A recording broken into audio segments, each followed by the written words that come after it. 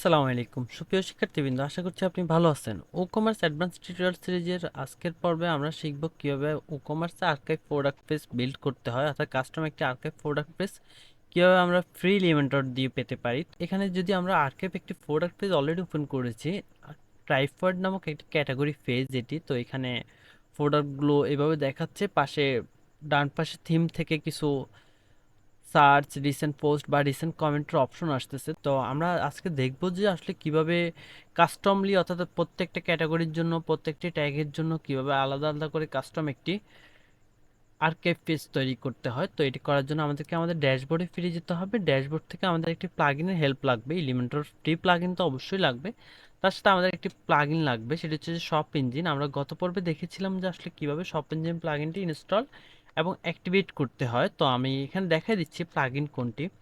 Shop engine.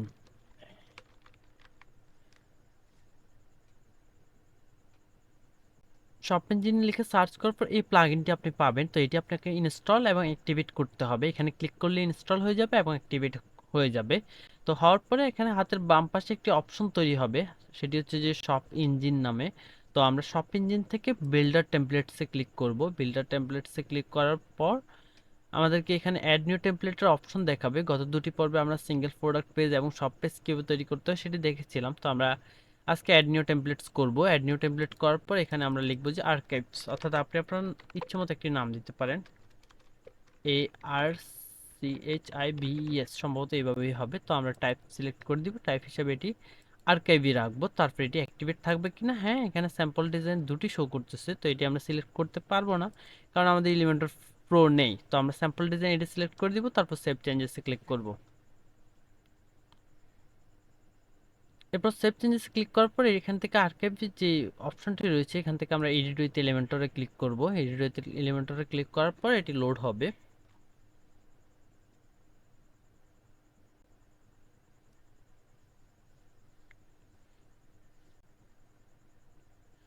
এখন আপনি চাইলে আপনার সবগুলো আর্কাইভ পেজের জন্য একটি ব্যানার শো করাতে পারেন। তো আমরা ফ্ল্যাক্স বক্স থেকে একটি ফ্ল্যাক্স বক্স নিয়ে নিলাম, তারপর স্টাইল থেকে ব্যাকগ্রাউন্ডে চলে যাবে। ব্যাকগ্রাউন্ড টাইপ থেকে একটি ইমেজ সিলেক্ট করে দিব, টেম্পোরারি ইমেজ। তো আমরা সাপোজ এই ইমেজটি সিলেক্ট করলাম, আর এটির উপরে নিচে আমরা একটু ফ্যাডিং দিয়ে দিব যাতে ইমেজটি ঠিকঠাকভাবে শো করে। আমরা উপরে ফ্যাডিং 100 রাখবো আর বটমে 100 রাখবো।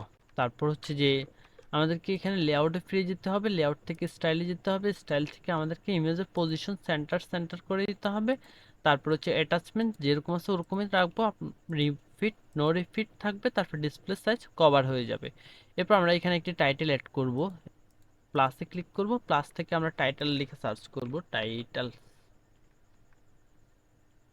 এরপর এখান থেকে আমরা একটি সিলেক্ট করার চেষ্টা করব, অথবা আমরা এখানে হেডিং লিখতে পারি বা ARCHIVE আর্কাইভ লিখতে পারি। তো আর্কাইভ লেখার পরে এই যে এখানে আর্কাইভ টাইটেল আসছে, তো আমরা এটি সিলেক্ট করে দিব এখানে।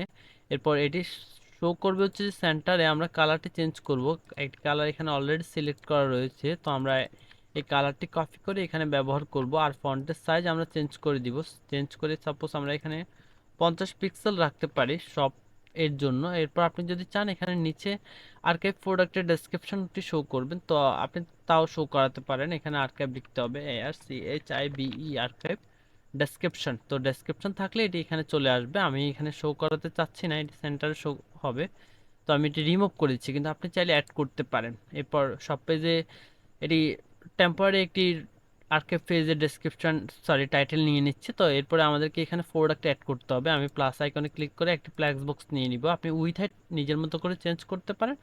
আমি প্লাসে ক্লিক করে আর্কাইভের জন্য যে প্রোডাক্টগুলো রয়েছে সেগুলো সিলেক্ট করে দিব, আর্কাইভস প্রোডাক্টস।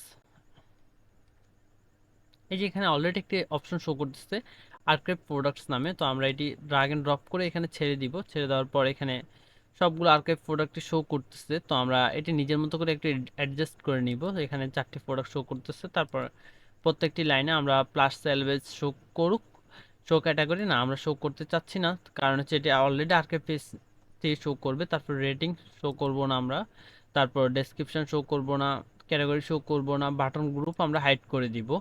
তারপর রেগুলার প্রাইস থাকুক, তারপর টেক্সট অ্যালাইনমেন্ট আমরা সেন্টার করে দিব। সেন্টার করার পর আমরা স্টাইল থেকে এটি অ্যালাইনমেন্ট সেন্টার করে দিব। তারপর হচ্ছে প্রোডাক্টের টাইটেলের কালার আমরা চেঞ্জ করে দিব, চেঞ্জ করে এটা রাখবো। তারপর হচ্ছে যে এখানে বাকি সবকিছু যেরকম আছে ওরকমই আমরা রাখতে পারি, বা প্রোডাক্ট কন্টেনার থেকে আমরা বর্ডার অ্যাড করতে পারি, বর্ডার টাইপ সলিড দিয়ে।